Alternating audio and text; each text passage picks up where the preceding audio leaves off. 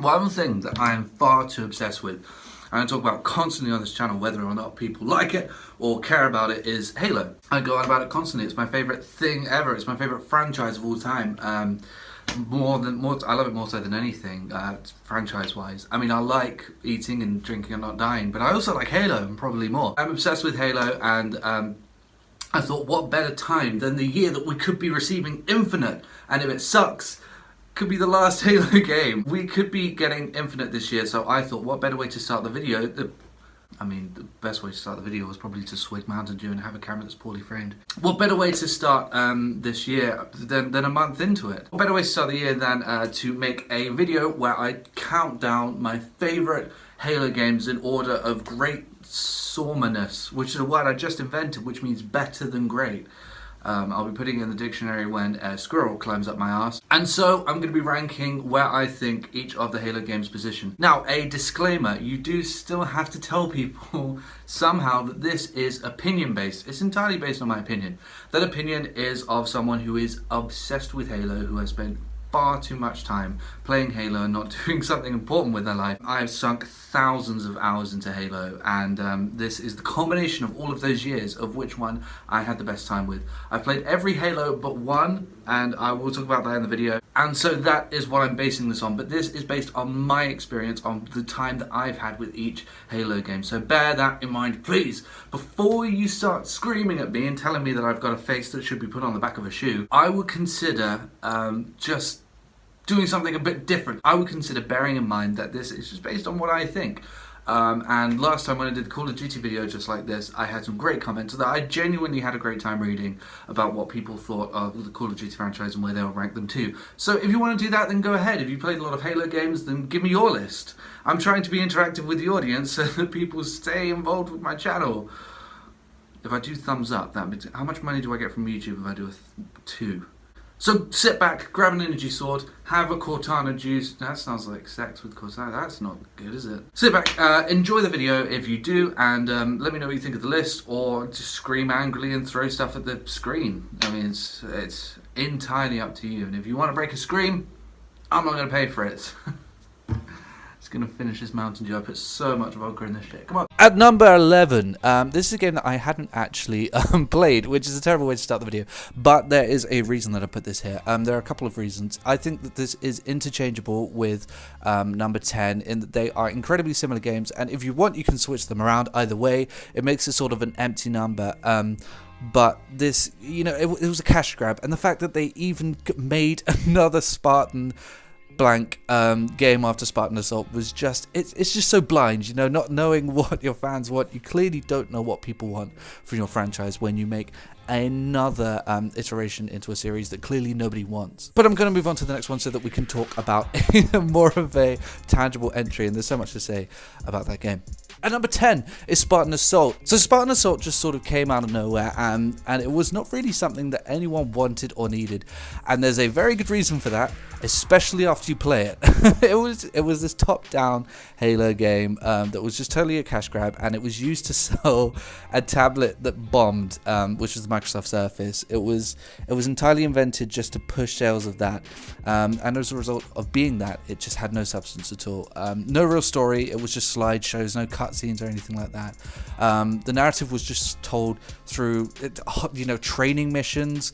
Initially it was okay because I knew that I could run through it and just say, you know, I've beaten another Halo game and I can just do it on normal or whatever and get the achievements. But then after time it started challenging me and taxing me. But I didn't have a good time with that. It just became annoying. It became a nuisance. It was like work playing this game, and I should never feel that way about Halo. So I'm bitter about it, and it's also just terrible. It just sucks. Steer clear of both Spartan Strike and Spartan Assault because they're just not very good games. At number 9, this was where Halo stopped feeling like something that was a masterpiece. It stopped feeling like something that was absolutely incredible to me, and it's such a shame because this was so hyped. I cannot begin to tell you what a huge deal Halo 4 even existing was. When 3 came out, it was the biggest game of all time, one of the biggest things of all time. The queues, the hype, just everyone was so into it, and everything that trailed after that. And then 4 came out, the game that no one thought would ever exist. And it was so disappointing. It was such a flop because everything that makes Halo great was taken out and replaced with the opposite. I mean, what makes Halo great for me in particular, and for a lot of people, is that it is what it is. It's nothing else. It doesn't borrow from anything else. It is Halo, and it's undeniably that. And because of that, it's able to be its own world and its own thing, and an encapsulated experience that makes you feel like you are playing Halo. 4 borrowed everything from everywhere. Loadouts, which were a terrible idea because Halo's an arena shooter with these small maps where it's all about knowing the map and knowing where to go and knowing what to pick up, what, where, and when, and just being able to go in there with a Covenant carbine and sticky grenades. It was awful. It was a terrible idea, and it was always going to be a recipe for disaster. And it was click the left stick for sprint, a la Call of Duty, loadouts, a la Call of Duty, perks, kill streaks, a la Call of Duty. It even had kill cams. It was just, it felt like such an imitation of everything else. And when you have the name and you have the brand, which is such a, it's such an important brand and such an important name for some people, particularly me, and you don't take what makes it great, you just use it and then take things from everywhere else, then it's always going to be a huge disappointment because it doesn't get to lean on what makes it what it is. It doesn't get to lean on what makes it as strong as it is. I also didn't like the campaign very much, despite the fact that a lot of people did. So unfortunately, the disappointment, Halo 4 is number 9. And number 8, Halo Wars. Again, I just want to reiterate that this is my personal list. This is, this is based on my personal experience through Halo. And I'm basing this on the fact that, yes, I'm not a huge fan of RTSs, but it's all about how much fun I have with the games. And despite the fact that I did have a good time in the world, and I did enjoy the story, I really did enjoy the story. Narratively, it was great. I didn't have as much of a good time, moving troops around and stuff like that, and playing it Halo as an RTS. And people who don't know, Halo was always going to be an RTS. At the first E3 that it was announced, it was always going to be an RTS game, and they released what they were always going to release, which is great.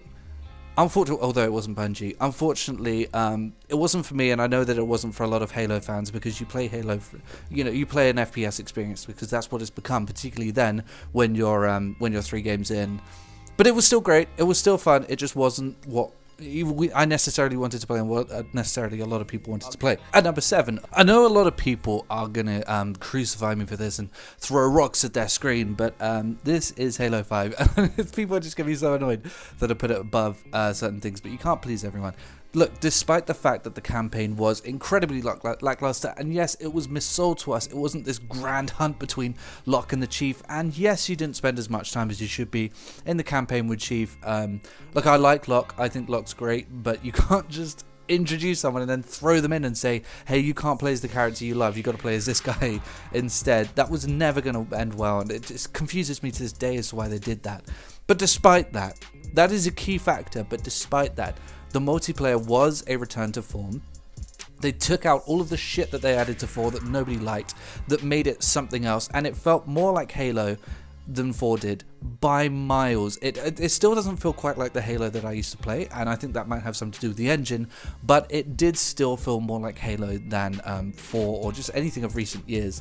And it was great. The gameplay was fun. The gameplay was good. The guns felt good to shoot. It was a bit too fast, but the speed was still good, and the maps were Halo maps. They were more like Halo maps. A lot of the issues I had with 4 were to do with the maps. Some of them were too big, some of them were too small, or too cramped, or too wide, and it felt like they could never get it right. Those maps just never felt good to play on.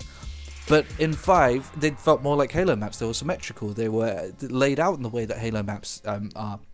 And you could, drop yourself into Big Team Battle, which came later. And yes, I know it was Forge maps. And yes, I don't like games that get better with time. But it did. What I'm talking about in this list is is how much of a good time I have playing this game right now. And 5 was good. It did feel like a good game, and it did feel like a return to form. And number 6, I'm going to defend this game. Again, I know a lot of people didn't like this game, but if you remove multiplayer and do the opposite of what we did with 5, and you take away multiplayer, which really wasn't that great, I had a fantastic time with this campaign, and I will defend it. I had a great time with the campaign. It felt like Halo, and it felt like I was given access to the Halo world once again, in a way that 5 wasn't really able to, and I don't think 4 was able to either. And some of those missions were fantastic. 1 or 2 kind of felt like bullshit, and I know a lot of RTS fans are going to tell me that it's too stripped down, and I know that with Wars, I said that I wasn't into the idea of a Halo RTS, but this was somehow different. I think the fact that it was so stripped down made it more accessible for me and the majority of FPS Halo fans, and in doing so, I was able to have a great time with that campaign, and with the phenomenal cutscenes in that campaign. The story was, it was alright, but the way that it was told was beautiful, and the maps themselves were fairly beautiful too. There's one mission towards the end where you just hold off for 15 minutes, and if you had told me there's a mission where you have to, in an RTS, hold off from just waves of people for 15 minutes, that sounds like my worst nightmare, but it was incredible. It was a fantastic mission. So, Halo Wars 2. ODST, what a beautiful game. It was so beautiful. I'm just thinking about it. It was such a gorgeous game. Everything from the score to the noir style of the game, and just the fact that you were able to roam the streets of Mombasa and occasionally come across enemies, but in the the right capacity and things like that. If you're a fan of Halo, then having access to the things around the main Halo games was absolutely incredible. I mean, you see these aliens and these big dudes in green power suits taking people down and beating them up and shooting them, and there's lasers everywhere and spaceships everywhere, and that's great. But being able to see what happened on the ground level when all of that happened, getting the narrative of the people. And by the way, this is a game that is only half as good if you haven't collected the audio logs. I know that sounds ridiculous, but if you haven't, go through and collect the audio logs. It gives you a great insight into everything that happened around Halo. But I mean, I read the Halo novels. I've read Fall of Reach, and I fucking love it. And I love getting insight into what happened as everything went down. And ODST gave you that. It gave you this lonely open world in a beautiful noir setting, and I do love noir films and melodrama and the rain dancing off of the lamps, and a man in a trench coat asking, "Sir, where's the enemy at, sir?" I love stuff like that, and I thought it was beautifully represented in ODST with it and that score, man. And it gave you the multiplayer, the greatest multiplayer ever, and it gave you all the DLC to that too. So ODST, you beautiful game, in at number whatever. And number 4, the culmination of all of the masterpieces. What Bungie took everything and just put it together. And I know a lot of people are going to hate me for putting it as number 4, but it did bring in a few idiosyncrasies that are an issue with Halo now. Sprint and armor lock and all of those abilities and stuff like that. I think personally I didn't really resonate with too well, and I know a lot of people didn't. I know a lot of people who didn't.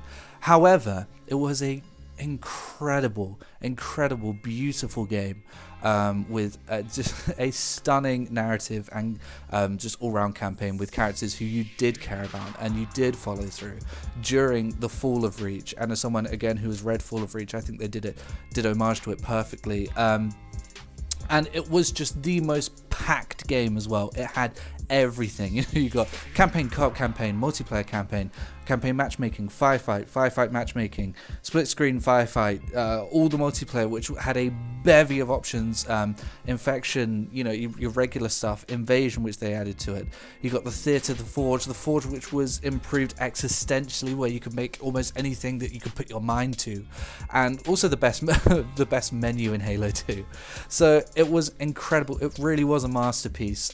Despite its occasional flaws, it was truly a masterpiece of a game. And number 3, the top 3.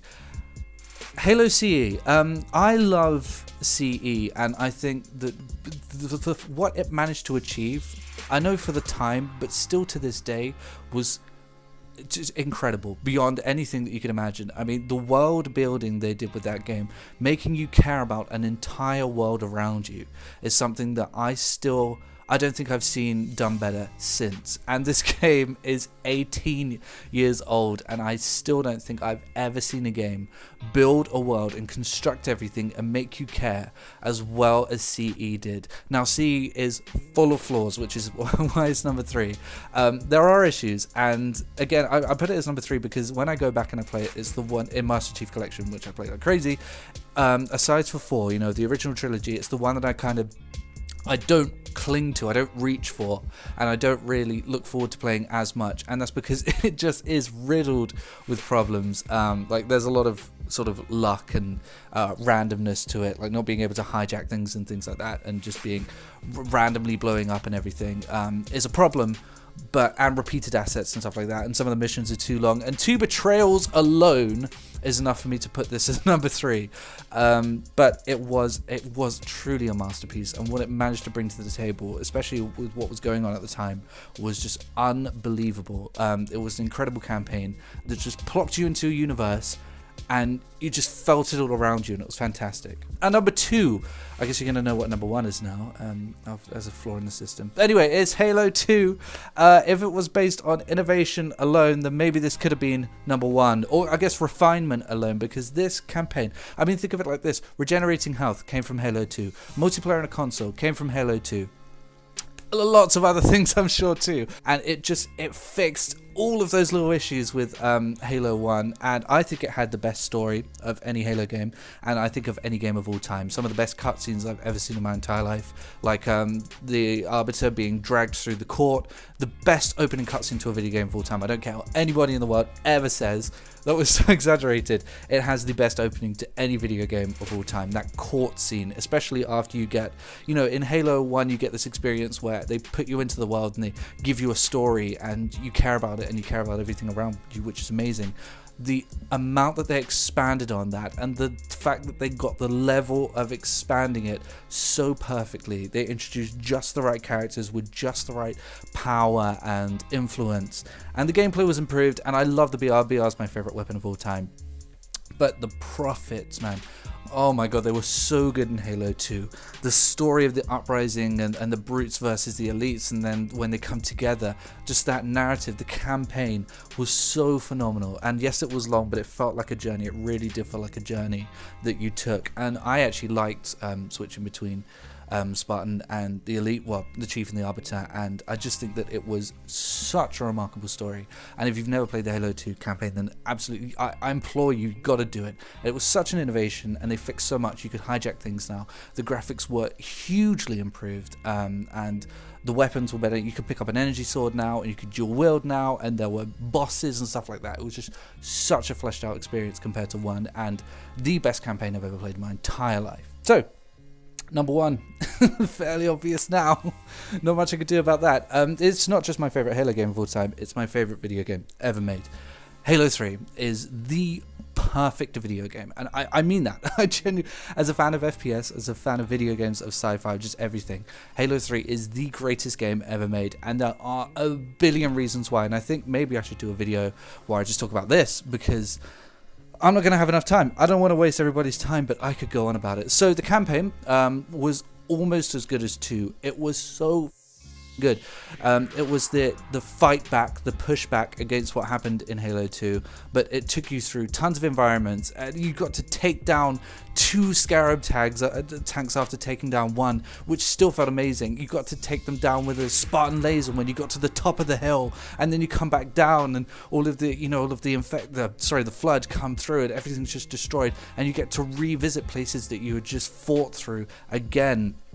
And the campaign was just amazing, and playing through with friends, getting skulls, and just it really, I mean, it felt like a hugely expansive campaign, despite actually being probably, I would say, it was shorter than 2, and it wasn't as large feeling as 1, but there was so much to it. The story was great, taking down the prophets and stuff like that, and the fact that they left it open I thought was fantastic. But Johnson gets the perfect send-off, Miranda and Keys, and Miranda Keys, but all of the characters just had a great time, and going through the Halo rings and everything like that. It was a fantastic campaign with brilliant environments that you could go through dozens of times. I still have a great time. I still look forward to going through the Halo 3 campaign to do things like collecting achievements and stuff like that. But what made 3 so phenomenal and the greatest game I've ever played was what it managed to do to the world around it. And I'm not just talking about the hype, despite the fact that I think that was a part of it. And I'm not just talking about the score, which was phenomenal. And I know I didn't talk about music, but the score is so incredible. What I'm talking about is that you had Forge, and you had this expanded custom games, and you had theater mode, which was introduced into 3, which other games weren't caught up with like for years. And what that managed to do to the world and to the community around it was you had machinimas, you had custom maps, you had gameplay videos made on custom maps, you had let's plays on custom maps, you had you know, the things like collecting armor through achievements, through the VidMaster challenges. I still state that the VidMaster challenges are the best thing that any developer has ever put in a video game, because it just added so much to 3. You know, doing annual is my favorite memory in a video game of all time, and just giving people 7 exceptionally hard challenges to go through in order to get one set of armor just set the community alight, alongside the fact that having that theater mode, which was intuitive, and I think more intuitive than any other theater mode I've ever experienced on a console, having that intuitive theater mode as well to back it up. You got machinimas, and machinimas were fantastic. I don't care, you got some tacky ones, you got things like a puppy in Halo 3, which is whatever.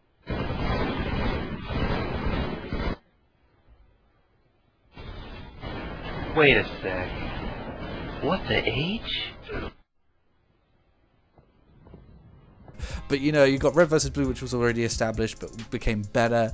You got things like Fred and things like that, and the community just became so engrossed, so large, so absorbed, that if you weren't a part of the era of Halo 3, I genuinely, as a gamer, feel sorry for you, because it was the greatest time in gaming ever. The community around Halo 3, what the groundwork that 3 put in to make the community around it such a big deal, so involved, and I do attribute it to Bungie. Things like having file share, access to other people's files, showcase of other people's maps and things like that, giving people the capability to show off more than just their gameplay, to show the world around them, to see what Rooster Teeth did with RVB, and to turn it into something that's accessible to everyone. All of these things just made it such an experience to even be a part of. Not to mention the fact that I think they refined the gameplay to the point where I think this was the best, and I say this as someone who's put hundreds of hours into Halo 3 on Master Chief Collection, despite putting thousands of hours into Halo 3 on the 360. I still think it has the best gunplay of any game of all time, and incredible maps that are just perfect. So that was Halo 3. That was my list of best Halo games, and I'm sure people disagree with it, but let me know what you think in the comments. And I'm gonna go splurge over Halo 3, because after talking about it so much, that's all I want to do is play it. So I shall see you later.